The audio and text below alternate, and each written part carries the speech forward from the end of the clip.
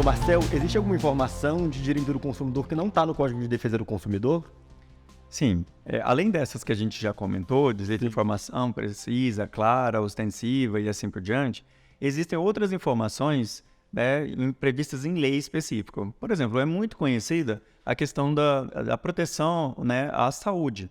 E a proteção à saúde pode, por exemplo, a gente pensar e ligar a questão dos celíacos. Os celíacos, se eles consumirem algum produto com glúten, aquilo pode fazer mal para eles até ponto de levar até a morte. Então, é algo muito grave.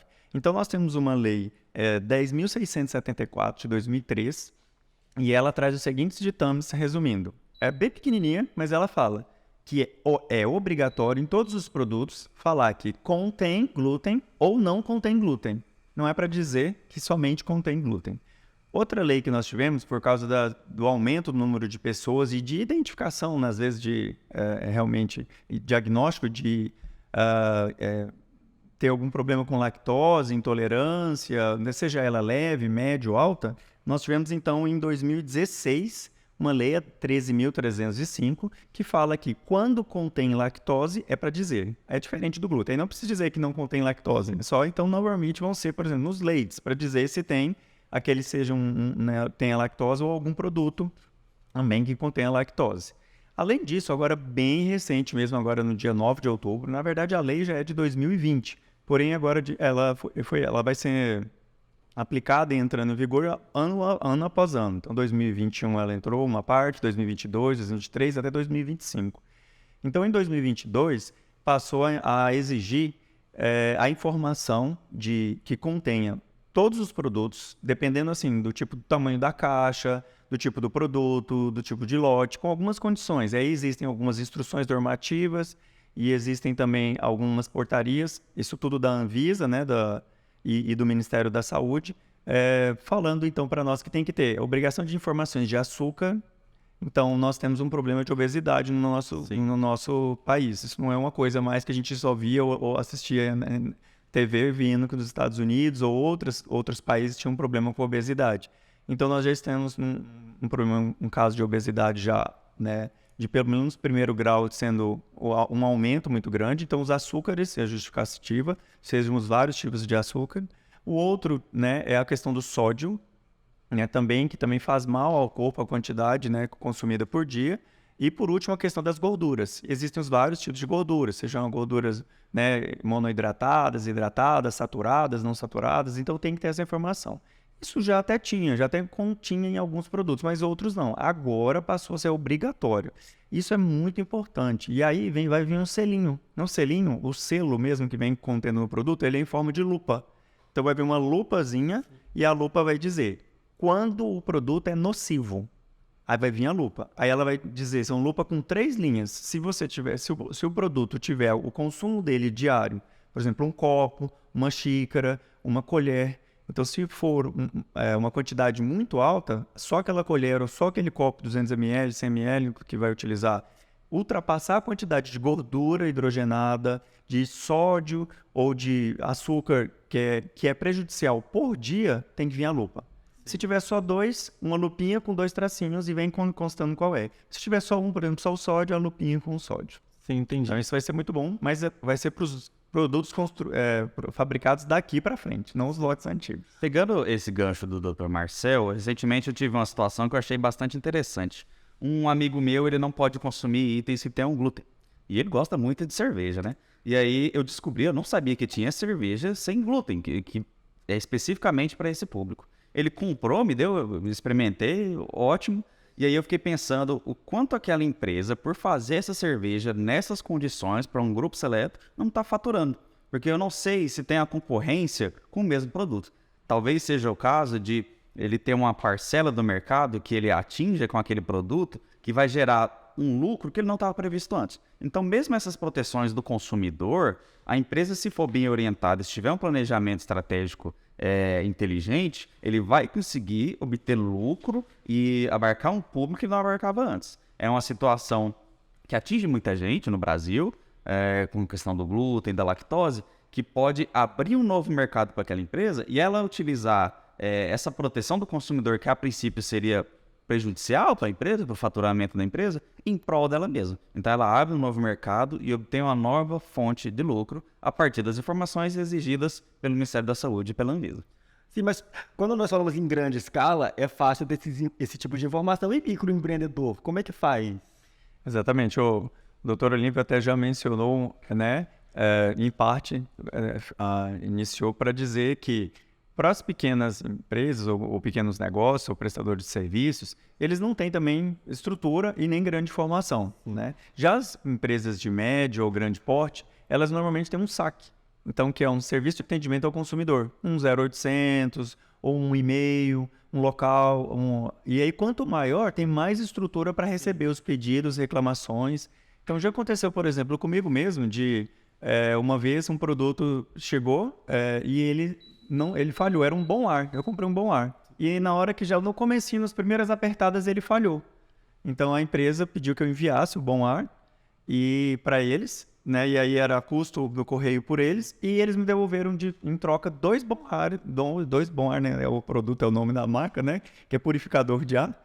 Então, dois novos. Então, foi uma forma que eles amigavelmente, eu só liguei no saque, falei isso, eles falaram o local. Então, é uma forma de resolver. Então, nós temos o saque, como informado PROCON, advogado, né, a defensoria. O Ministério Público também pode ser um defensor de forma coletiva, né? O consumidor.gov tem sido um site muito bom, tem que ser incentivado, tem que ser cada vez mais expandido o uso dele, porque ele tem funcionado muito bem para resolver. O Reclame Aqui também, mas ele é informal e é privado, né?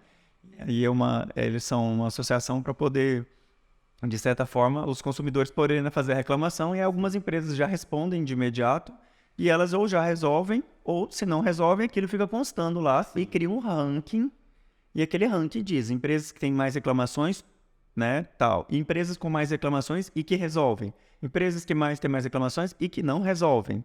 Então isso tudo é muito importante, é o direito à informação. Eu vi que o senhor trouxe uma caixinha de maisena. Maisena não, amido de milho, maisena é a marca, né? Ela contém todas as informações? Exatamente, nós vamos começar então a analisar. Para a gente entender um pouco na prática, a gente falou muito dos artigos, do Código de Defesa do Consumidor, do direito fundamental, a informação. Então a gente pode pegar um pouquinho aqui, né? A gente não está fazendo marketing para uma empresa, mas vai ser difícil tampar aqui e a gente falar, porque é muito conhecido esse produto. É mais conhecido como maisena, mas na verdade é um amido de milho. Então eu trouxe alguns selos para a gente analisar direitinho e poder observar, né? Então se a gente olhar desde a capa aqui, a gente vê a quantidade, né? Tem 500 gramas, é um amido de milho, e vem, ó, um T com um triângulo, um T preto com um triângulo. O que significa isso? Transgênico. Significa que o milho aqui, ele é de semente transgênica. Então eu já tenho essa informação, uma das primeiras, né? Ó, o valor energético também tem mais informações, ostensivas, claras, né? Rodando mais um pouquinho, a gente vê a questão nutricional. Vê lá, ó, valor energético, carboidratos, proteínas, açúcares, gorduras, já tinha, né? Mas agora também, se tiver sódio, tem que constar. Olha lá, sódio, só que tem 0, 0. Não tem nada de sódio aqui no amido de milho. E aí tem outras informações, ó, tem um atendimento, um saque aqui, ó. Então nós temos aí o produto e ele tem essas informações, né? Então a gente for rodando, olhando, ó, também em cima tem mais informações e embaixo data de validade. E olha uma informação que tem as setinhas, né? Uma atrás da outra em forma mais ou menos de triângulo, quer dizer que esse produto é reciclável.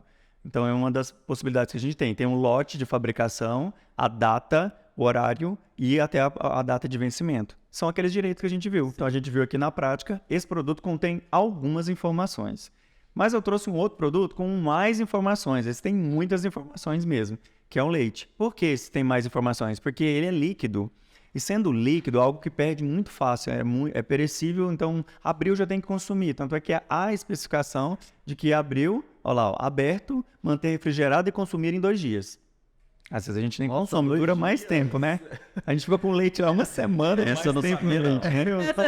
2 dias. Meu Deus. Eu sempre me preocupo porque eu sei que depois, mesmo que ele não tenha um cheiro de azedo, a gente consome, né? Mas aquilo faz muito mal. E às vezes pode ser até uma forma. Existem estudos dizendo que a forma de desenvolver intolerância à lactose é que a gente consome lactose vencida e o corpo começa a criar resistência e logo depois ele cria intolerância.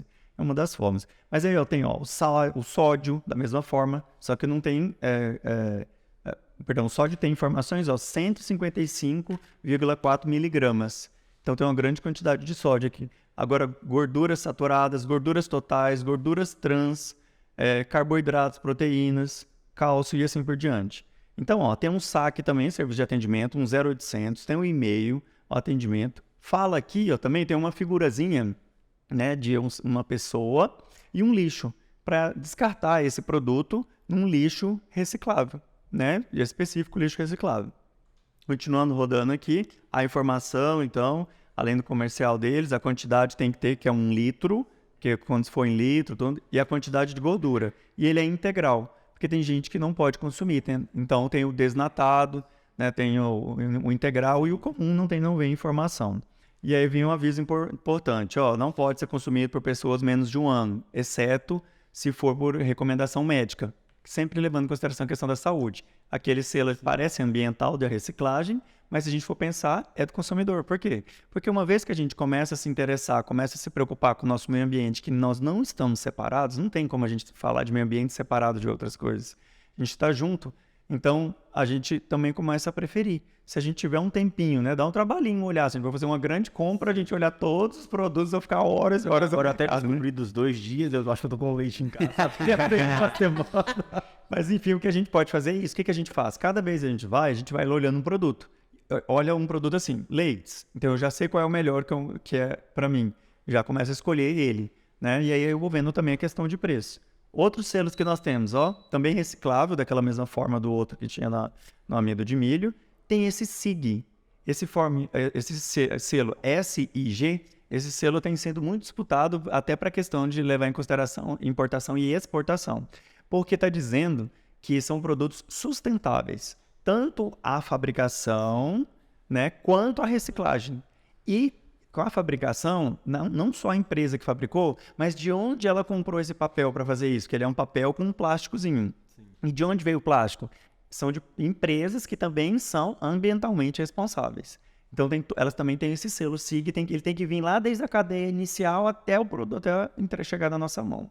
Então, também é muito importante. Aqui, no caso, como é um produto líquido com vencimento muito rápido, nós temos também o CIF, né, que é um selo também do Ministério da Agricultura para a gente poder ver a questão de vigilância sanitária, para ver se, né, como que ele foi produzido, como ele está sendo armazenado, como ele está sendo transportado e como ele está sendo mantido. Porque tem alguns que precisam ser refrigerados, né, até que a gente encontra alguns produtos como, né, iogurte, né? Então, seriam alguns exemplos. Esse selozinho aqui também círculo, também mais um dizendo que é um produto bastante circulável, né? Que ele é reciclável e que ele precisa, então, ele vem desde a cadeia já, e ele pode ter sido esse mesmo aqui reciclado, ou ele vai ser reciclado.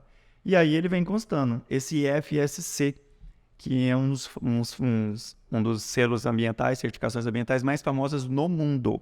Ele é uma certificação, né, que não é do Brasil, e ela é internacional, então é para exportação também, mas pode ser internamente. E é difícil conseguir esse selo. Então, esse selo aqui, ele exige muitos requisitos. Por exemplo, não somente a questão ambiental, a gente pensa na questão ecológica, mas, por exemplo, para conseguir o FSC, tem uma certificação que não pode ter trabalho escravo, não pode ter crianças no meio, não pode... Então, tem toda uma verificação de se há violação aos direitos humanos. Então, esse produto aqui é super recomendável, porque ele realmente leva em consideração diversos aspectos. Aí também tem um código de barra, aqui o SIG de novo, que nós já falamos, mesmo lote, e aqui em cima a data de vencimento, fabricação e o número de lote. Também cumpre todos os requisitos. É interessante ver com esses produtos que são provenientes de animais, que o cuidado com o bem-estar animal também. Então, por exemplo, esse produto, para ter alguns selos dali, ele tem obrigatoriamente que prevenir contra maus tratos às vacas que produzem o leite. Eu já reparei, por exemplo, em ração para cachorro ou para gato, muitas dessas rações têm entre os ingredientes proteína animal. Então, na própria embalagem, as empresas colocam, até como forma de agregar valor moral e financeiro àquele produto, que são provenientes de animais que não foram presos, não foram criados dentro de gaiolas. É o tipo de coisa que, para quem compra, se preocupa. É uma informação legal, a pessoa sabe que está comprando um produto numa procedência de confiança, que não maltratou animais. Afinal de contas, por exemplo, no caso da ração, você está comprando para cuidar do seu animal, por que maltratar outro? E é o tipo de coisa que agrega valor moral para aquele produto, é um produto de qualidade superior, moralmente mais aceitável e provavelmente vai agregar um valor financeiro também melhor para aquele produto. Então, é bom para o consumidor, é bom para a empresa. É claro que vai depender da condição financeira de cada um, mas é o tipo de coisa que o consumidor está se preocupando cada vez mais. Sim, é super importante. Nós temos consumidores cada vez mais exigentes com o que eles estão comprando. Esse tipo de informação agrega para o consumidor, agrega para a empresa e, como eu disse, abre portas para mercados que antes a gente não tinha. Sim. E quando não cumpre as informações na embalagem? Então, além disso, né, falando de leite, a gente tem que falar lá, ó, contém lactose, tem que dizer, né, e não contém glúten. Cumpre aquelas duas normativas, né? Então, assim, se não tiver isso, pode ser objeto de denúncia. Então, um próprio consumidor, né, pode denunciar. Isso no PROCON mesmo? Pode ser no PROCON, no Ministério Público, na Defensoria Pública, por meio de advogado, no SAC, a gente pode fazer uma reclamação. Então, se eles identificarem, eles podem, então, tomar outras providências, né? Como fazer um recall, né? A gente percebe que as delegacias de defesa do consumidor e os ministérios públicos têm atuado bastante na proteção do consumidor, porque eles têm até mais poder em relação aos crimes, por exemplo, que o PROCON. O PROCON não pode atuar com relação a crime, não pode prender ninguém, não pode aplicar uma multa criminal contra alguma empresa. A nossa atuação é administrativa. Mas o Ministério Público do Estado de Mato Grosso, as delegacias têm atuado principalmente nessas questões mais graves que causam mais dano ao consumidor.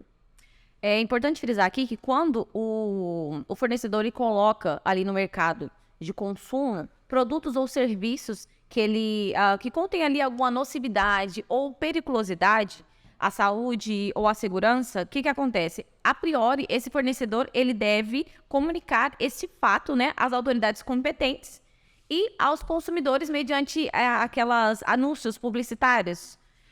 Aí entra aquela questão do recall. A gente vê muito a questão de fabricação de carros. Sempre aparece aqueles comunicados. Atenção, proprietários do veículo tal, da marca tal, comparecerem às concessionárias para revisão.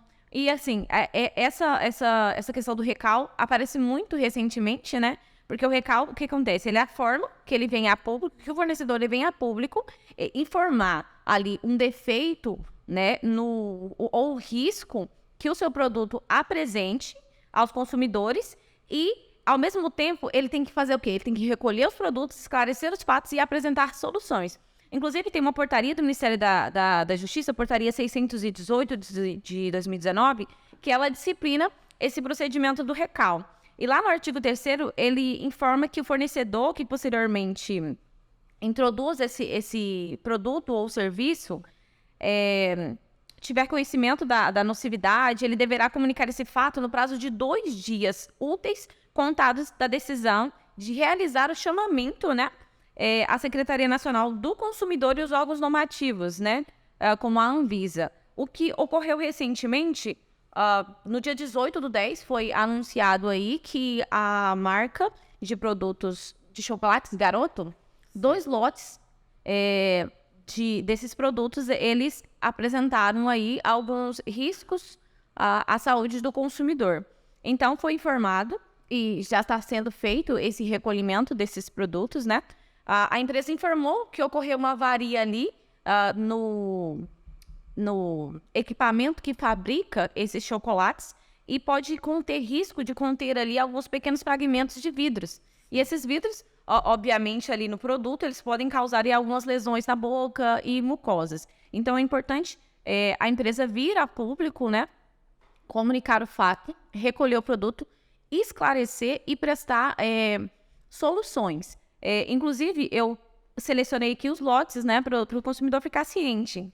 Os lotes são o 225, 212 e 491G, que é do chocolate ao leite com castanha de caju, 80 gramas, na validade de 9/9/2023. O lote 225, 312 e 941G, do chocolate ao leite com castanhas de caju e uvas passas. O que ocorre? O consumidor, o que vai fazer nesse caso? Você comprou algum produto desse? A primeira coisa que você tem que fazer é conferir ali, né, conferir o lote no verso, né? O doutor Marcel até explicou que onde está o lote aqui desse produto. Esse daqui tá o lote aqui em cima. Tá vendo? Normalmente sempre tem no verso ali do produto. Ou no verso, sim. Você tem que conferir ali, justamente, o lote, né? No verso, né? Fica próximo ao lacre, no chocolate, no caso, ele fica ali próximo ao lacre e tá especificado qual que é o lote do produto. E a segunda forma, você tem que entrar em contato com a empresa para informar, guarda ali a embalagem, entra em contato através dos saques, como é uma empresa muito grande, eles possuem saques. Ou você pode mesmo procurar o Procon. Eu sempre falo para o consumidor que o Procon tá ali para te atender, né? Às vezes o consumidor ele tem ali uma certa dificuldade e o Procon ele tem linhas diretas com essas empresas. Então é bem mais fácil, mais rápido, mais ágil para o consumidor. E outra questão que veio à tona recentemente foi em relação ao leite condensado e a mistura láctea condensada. Não sei se vocês já ouviram falar. Sim. Eu acho que até a Nutella mudou também. Eu vi bastante informação. Quem gosta de fazer brigadeiro aí, tem uma certa diferença nos dois produtos apresentados. E o engraçado é que já existe há bastante tempo os produtos derivados, né? Que, assim, existe mistura láctea sabor de leite. Não é o leite em pó que a gente compra. Sim. É diferente, mas você vê eles falam, é a mesma coisa, né? Tá aí a questão. Que é aí que entra o dever ali de informação, porque ele tem que ser claro. Porque, assim, essas misturas lácteas, elas baratearam os produtos, né? Sim. O que acontece? Elas possuem misturas, não é somente o produto. A exemplo do leite condensado, ele é uma mistura de amido e soro de leite. Então, tem outros produtos que contêm artificiantes, né? Corantes e emulsificantes, acidulantes. Então, assim, não é o produto, somente aquele produto. Há alguns incrementos. E aí que entra a questão do direito e o dever de informação, porque o consumidor tem que estar ciente do que ele está comprando, é aquilo mesmo. Eu vou comprar um leite condensado, eu quero um leite condensado. Sim, porque pode acabar dando diferença no produto que você for produzir, né? Principalmente para quem mexe com receita, né? Justamente quem fabrica ali, quem faz doces para vendas, ele realmente interfere. E o que veio recentemente foi a questão da Nestlé, né? Que ela apresentou o produto, só que o produto era muito similar. A configuração visual do produto era praticamente idêntica à outra. E o segundo fator que interfere é que, assim, como o produto, eles fizeram, ficou mais, assim, a produção de custo ficou mais baixa para o fornecedor, obviamente aquilo deveria refletir no preço. E não ocorreu. A diferença é pouquíssima. Então você chega lá para querer comprar um leite condensado. Eu olho lá, o leite moça. Olha que lá mistura condensada. É leite condensado. Acho que só estão dando outro nome para as coisas. Porque a gente não repara também. A gente não olha os rótulos. Ainda mais com embalagem muito parecida, né? Mas deixa eu falar, eu fui fazer um aniversário semana passada, fui comprar leite condensado, eu vi as embalagens porque eu sei que tem uma diferença, mas as embalagens são todas iguais, não muda. E o preço é o mesmo. Sim, a diferença é de centavos. Então, é outro fator que, assim, condiciona o consumidor a adquirir aquele produto. Porque, assim, a diferença é pouco. Eu acho que só mudou aqui o nome. Estão mudando o nome, fizeram... A gente não sabe, né? Tipo, e aí, por isso... erro, né? E é justamente por isso que veio toda essa questão à tona. Inclusive, o Procon de São Paulo, ele notificou a Nestlé, porque essa polêmica toda envolveu os produtos da Nestlé, para que eles apresentem ali as indicações nutricionais, as diferenças, né? Aquela paleta publicitária de ambos os produtos, né? De divulgação dos produtos com as diferenças e todas as quantidades que contém ali. E também notificou as outras empresas. Mas é muito importante, novamente, a gente sempre bate na tecla do dever de informação. Porque o consumidor ele tem que estar bem claro, bem ciente. A escolha do consumidor ela tem que ser voluntária.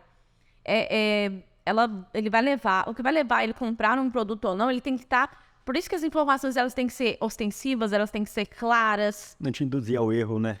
Justamente, porque ninguém lê rótulo, gente. Tá lá, é um dever nosso, nós deveríamos ler os rótulos. Mas nós não lemos, né? Na hora da pressa ali da compra, ninguém vai ficar lendo. Até que melhorou um pouco, assim, mais pessoas começaram a olhar, igual você citou para a ração de animais, mas não é o comum, não é o normal e a gente na vida corriqueira do dia de hoje não tem. Então, o que precisa é o fornecedor que tem mais estrutura, que tem mais, né, base, fazer o máximo de informação extensiva para a gente, para proteger o próprio consumidor. E também para ele conseguir os próprios consumidores, porque se depois os consumidores e os órgãos que possam proteger, eles fizerem toda uma organização ou ações ou né, práticas, políticas públicas e assim por diante, para poder proteger o consumidor, as próprias empresas também vão ser beneficiadas, porque elas vão ganhar consumidores. Sim, sem dúvida. Eu queria... Vocês têm mais alguma informação para falar sobre o Código de Defesa do Consumidor? Esclarecer mais alguma coisa? Bom, primeiro queria agradecer em nome da Comissão de Defesa do Consumidor aqui de Barra do Garças, estadual, e o Univar, essa parceria, e o Pod de Luz também de vocês, e com esse episódio que a gente possa esclarecer que a gente teve a intenção de demonstrar mesmo que o direito à informação, que é bem básico mesmo, a gente está fazendo isso aqui também, informando. Obrigado. Bom, também agradeço ao Univar o convite, agradeço os colegas por terem participado. A Comissão de Defesa do Consumidor da OAB está sempre à disposição para quem quiser tirar dúvidas, para quem quiser ir conversar, para quem tiver alguma denúncia, alguma coisa que queira apresentar para a gente está à disposição. O PROCON também funciona em Barra do Garças para atender público de Barra do Garças e Pontal do Araguaia, de segunda a sexta, de meio-dia a 6. Nós ficamos na Rua Carajás, número 485, ali em frente à Prefeitura. É fácil de achar, tem um prédio vermelho lá. Nós temos uma equipe super qualificada para atender, para orientar, para tirar dúvidas e, se for o caso, para agir em prol do consumidor na proteção desses direitos. É uma pauta importante porque todos somos consumidores. Todo mundo compra, todo mundo adquire produtos e serviços. Então, se você vê qualquer violação, qualquer coisa que você não tenha entendido, se tem alguma informação ausente ou que não está clara para você, procure os canais de atendimento. Procure a OAB, procure as defensorias públicas, procure o PROCON. A gente agradece aí também o apoio da Procuradoria Jurídica do município de Barra do Garças, a Prefeitura de Barra do Garças, que ajuda a gente nesse trabalho. Como o Dr. Marcel disse, ao longo do mês de outubro, novembro até o final do ano, nós teremos várias ações de conscientização do consumidor.